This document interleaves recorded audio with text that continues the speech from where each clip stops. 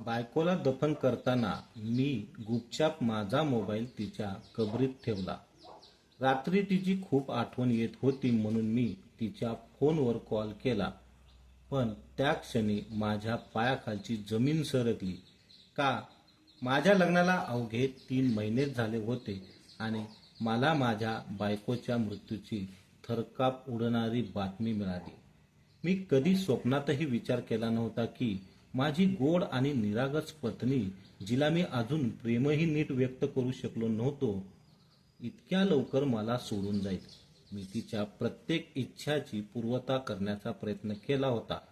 तिला जसं हवं होतं तसं केलं होतं, पण जीवनाने असा मोठा आघात दिला की माझी पत्नी तरुण वयातच मला अलविदा करून गेली. पत्नीच्या जाण्यानंतर खरी कहाणी सुरू झाली, ज्याने मला पूर्णपणे हादरून टाकलं.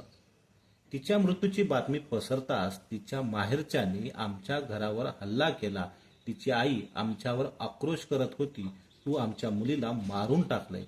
ती लग्नाच्या वेळी किती आनंदी होती.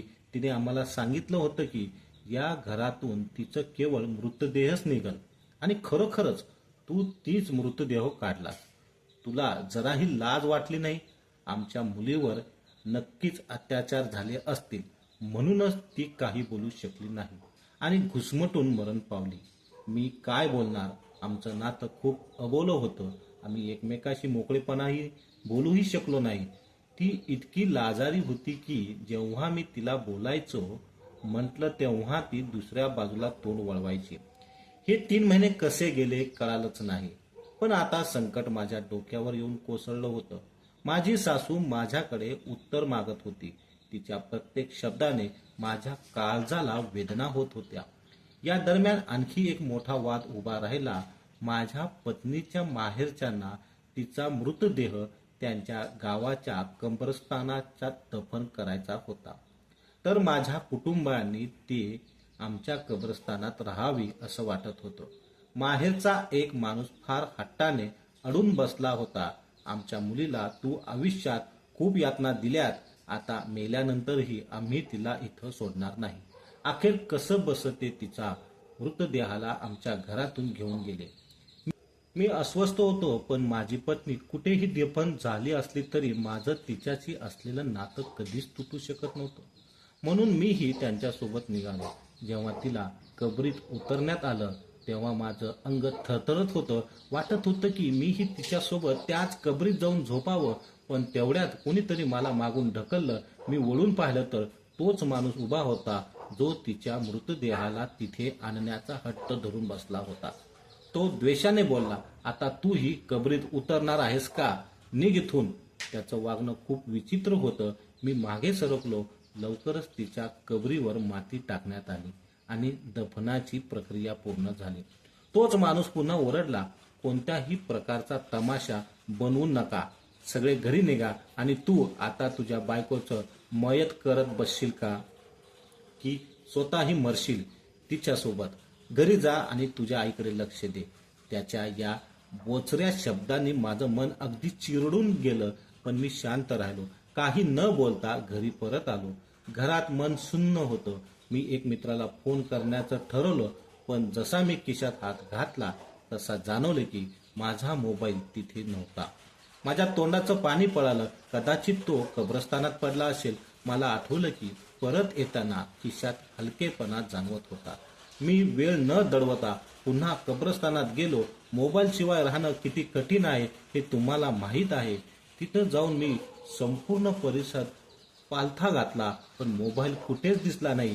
तेवढ्यात एक म्हातारा, बहुतेक कब्रस्तानाचा माळी, आमच्याकडे आला आणि विचारलं, बेटा काय शोधतोस? मी म्हणालो, चाचाजी, कदाचित माझा मोबाईल इथे कुठेतरी पडला असेल. तो आश्चर्याने म्हणाला, काय? तुझा मोबाईल तुझ्या बायकोच्या कबरीत तर नाही पडला? मी चपकून म्हणालो, हो, तसंही होऊ शकतं. जेव्हा मी कबरीत झुकून पाहत होतो तेव्हा कोणीतरी मला मागून ओढलं होतं. कदाचित तो तेव्हा आत पडला असेल. हे ऐकून तो वृद्ध माणूस दचकला आणि म्हणाला, बेटा, फक्त एका मोबाईलसाठी तू कबर उकरायचा विचार करतोस? खबरदार, जर तसं केलंस तर तुझ्या बायकोच्या माहेरच्याने तुला जिवंत सोडणार नाही.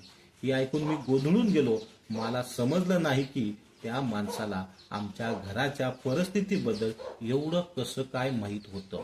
मी गोरखा होता आणि त्याला हे देखील माहीत होतं की माझ्या बायकोचे घरचे माझ्यावर नाराज होते.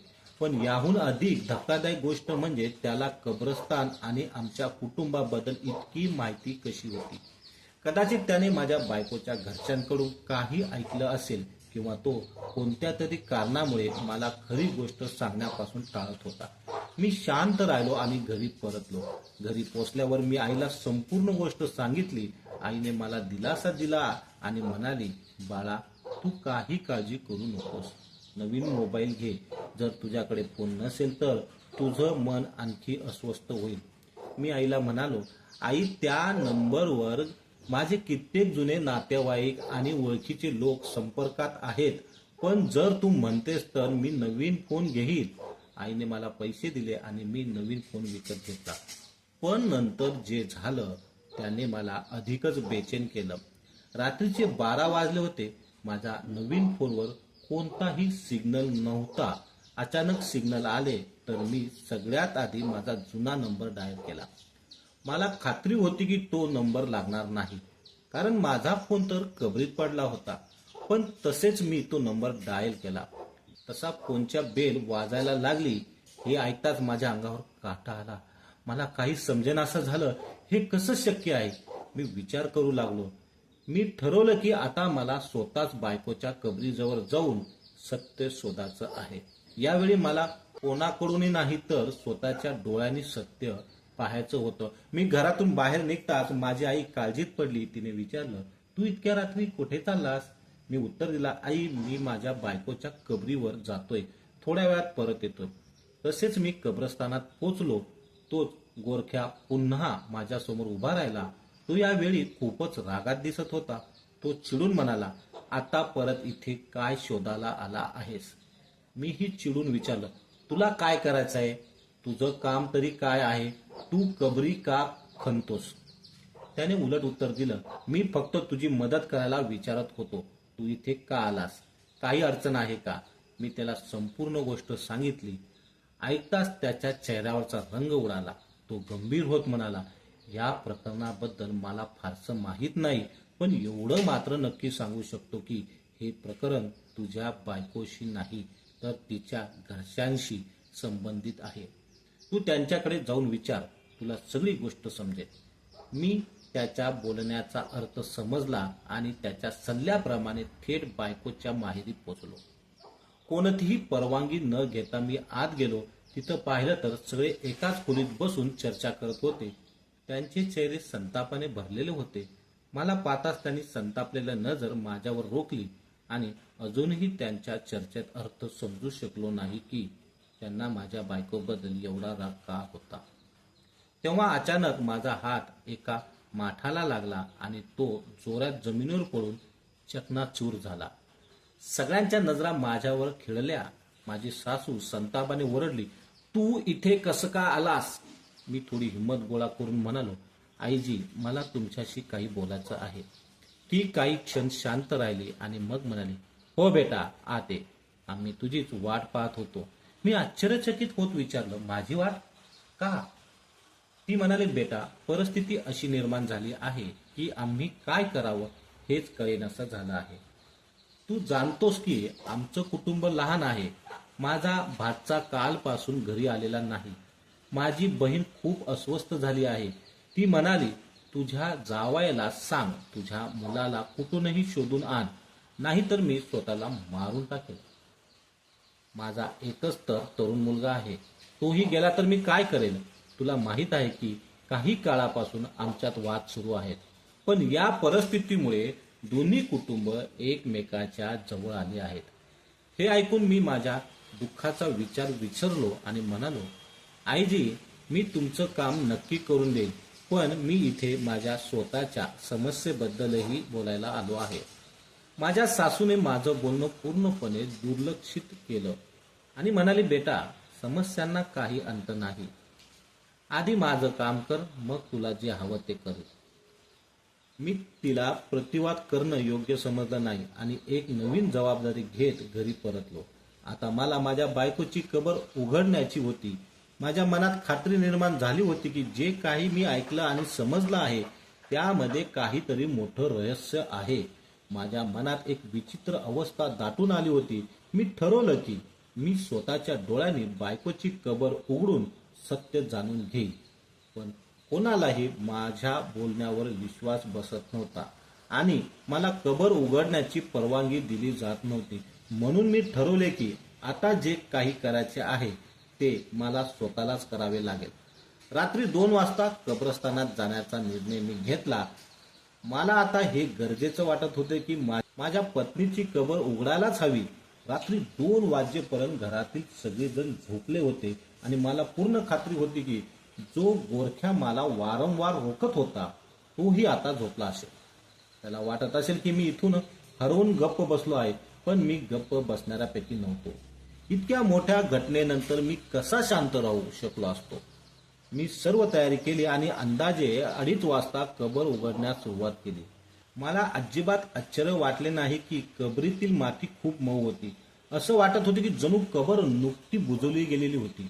मी झपाट्याने माती बाजूला सारली आणि कबरीवरील पत्थराची स्लॅब हटवायला 5 मिनिटांपेक्षा जास्त वेळ लागला नाही. त्या क्षणी माझ्या शरीरात एवढी ऊर्जा होती की मला असं वाटत होतं की मी एखादा मोठा पर्वतही हलवू शकेल. पण जेव्हा मी तो दगड बाजूला केला तेव्हा समोर दिसलेलं दृश्य पाहून माझे डोळे अश्रूंनी भरू लागले. माझं हृदय वेगाने धडधडू लागलं. मेंदू शून्य झाला. माझ्या बायकोची कबर पूर्णपणे रिकामी होती. त्या कबरीत ना माझी पत्नी होती, ना तिचा मृतदेह आणि ना माझा मोबाईल. मी तर फक्त माझा मोबाईल शोधण्यासाठी आलो होतो. पण आता एक नवीन रहस्य उघडीस आलं होतं. जेव्हा मी पुन्हा एकदा माझा जुना नंबर डायल केला तेव्हा कोणीतरी तो कॉल उचलला. म्हणूनच मला वाटलं की माझा मोबाईल कबरीत नव्हता, तर कोणीतरी त्याला चोरून नेलं होतं. पण पुढं जे मी ऐकलं त्याने मला पूर्णपणे हादरून टाकलं. हवेच्या आवाजानंतर माझ्या कानावर एक आवाज आला. तो आवाज माझ्या पत्नीचा होता. ती खूप दुःखद वाटत होती. आवाजात तडफड जाणवत होती. जोपर्यंत तिच्या नावाची उधारी फेडली जात नाही तोपर्यंत ती अशीच तडफडत मरत राहील. हे ऐकून मी पूर्णपणे गोंधळून गेलो. माझ्या मनात हजारो प्रश्न उठू लागले. हे सत्य असू शकतं का? मी ऐकलं होतं की कबरीत येणारे फरिश्ते उर्दूत बोलत नाहीत, हे फक्त अरबी भाषेत बोलतात. मग असं कसं होऊ शकतं? काय हे खरं फारसीच बोलणं आहे की कोणाची तरी बनव? मी विचार करू लागलो. आजवर कोणालाही कबरीत कॅमेरा किंवा मायक्रोफोन ठेवण्याची संधी मिळाली नाही. आजपर्यंत कोणत्याही माणसाने फरिश्तेचा आवाज ऐकला नाही. ही सर्व गोष्ट एक नाटक वाटत होती. माझ्या मनात शंका आली आणि मी ठरवलं की मी माझ्या बायकोची कबर उघडून सत्य शोधेल. तेव्हा मी कबरीची माती काढली तेव्हा मला तिथं काही सापडलं नाही. आता मी थेट माझ्या बायकोच्या माहेरी गेलो. मी सगळं त्यांच्यासमोर उभा राहून धाडसीने सांगितलं, मी तुमच्या मुलीची कबर उघडली, पण तिथं ती नव्हती. त्या सासरच्या लोकांनी मला संतापाने घेरले आणि विचारले, तुला हा हक्क कोणी दिला? माझ्या बायकोचे भाऊ मला मारण्यासाठी तयार होते. त्यांच्या आवाजात एवढा राग आणि तीव्रता होती की मला खरंच भीती वाटू लागली. मी म्हणालो, तुम्ही असं करू नका. मी कधीही माझ्या पत्नीबद्दल वाईट विचार केला नाही. पण मला समजत नव्हतं की मी त्यांना कसं समजावू. त्यांच्यासाठी मी फक्त एक अत्याचारी आणि निर्दयी नवरा होतो. ही परिस्थिती आणखी बिघडण्याआधी मी तिथून निघून जाण्याचा योग्य समजले. आता मला माझ्या सासूच्या भाच्याची आठवण आली. त्याला शोधण्याची जबाबदारी त्यांनी माझ्यावर सोपवली होती. मी पूर्ण लक्ष त्याच्यावर केंद्रित केलं कारण मला त्याच्यावर संशय होता. तो गायब झाला होता नेमका त्याच दिवशी ज्या दिवशी माझ्या बायकोचा मृत्यू झाला होता. मी अनेक लोकांकडे चौकशी केली. माझ्या एका ओळखीच्या व्यक्तीने सांगितलं की तो सकाळी कोणत्या तरी कामानिमित्त बाहेर पडला होता. ही माहिती खूपच साधी वाटली पण संशयास्पद होती. मी त्याचा शोध घेण्यासाठी एक संपूर्ण आठवड्याहून अधिक वेळ घालवला. शेवटी मला कळाले की तो एका संशयास्पद गल्लीतील भाड्याच्या घरात राहतो. मी त्या गल्लीत पोचलो आणि त्याच्या दाराजवळ दस्तक दिली. त्या क्षणी माझ्या मनात सर्व प्रश्नांची उत्तरे आधीच तयार होती. तरीही काही प्रश्न अजूनही अनुत्तरित होते. जेव्हा दरवाजा उघडला तेव्हा समोर कोण उभी होती हे पाहून मी सुन्न झालो. माझी पत्नी जिवंत होती. मला पाहताच तिच्या चेहऱ्याचा रंग उडून गेला. ती घाबरून मागे पळू लागली. मी तिला पकडले आणि तिला रोखले. ती मोठ्याने ओरडू लागली. कदाचित तिला वाटत होतं की गल्लीतल्या लोकांनी मला गुंड समजावं. मी लोकांना शांत केले आणि स्पष्ट सांगितले, ही माझी पत्नी आहे आणि मी तिला असे सोडून जाऊ शकत नाही. लोक आश्चर्यचकित झाले. मला माझ्या पत्नीच्या चेहऱ्यावर अपराधीपणाचा लाजिरवाणा भाव होता. मी तिला कारमध्ये बसवले आणि विचारले, तू इथे काय आहेस? तू तर मेलीस ना? ती रडू लागली आणि म्हणाली, देवासाठी मला माफ कर. मी संतापाने म्हणालो, देवाचे नाव घेऊ नकोस. तू देवाला नाराज केला आहेस. आता तू त्याचे परिणाम भोगते आहेस. माझी पत्नी मला माफी मागू लागली. ती म्हणाली, फक्त एकदा माझं म्हणणं ऐका, मग मी तुम्हाला सगळी खरी गोष्ट सांगेन आणि जर तुम्हाला पटले नाही तर तुम्ही जे म्हणाल ते मी करेन. मग तिने तिची संपूर्ण कहाणी सांगायला सुरुवात केली. मी ऐकून लागलो आणि जशी जशी ती बोलू लागली तसं तसं मला जाणवू लागलं की मी जे विचार करत होतो ते कदाचित खरं असू शकतं. तिने सांगितले की जेव्हा मी मोठी होत गेले तेव्हापासून माझ्या कुटुंबात माझ्या पण चुलत भावाचं नेहमीच येणं जाणं होतं. आणि एक दिवस त्याने सांगितलं की तो तिला मॉडेलिंगसाठी आपल्या मित्रासोबत दुसऱ्या शहरात नेईल. त्याने तिला पैसे कमवायचे आणि प्रसिद्ध होण्याचे स्वप्न दाखवले, जेणेकरून तिच्या घरातील गरिबी संपुष्ट होईल. ती त्याच्या बोलण्याला बुरळी पडली. त्याच्यासोबत दुसऱ्या शहरात गेली, पण तिथे गेल्यावर त्याने तिच्या जबरदस्ती केली. तिची आबरू लुटली आणि तिचे फोटो काढले.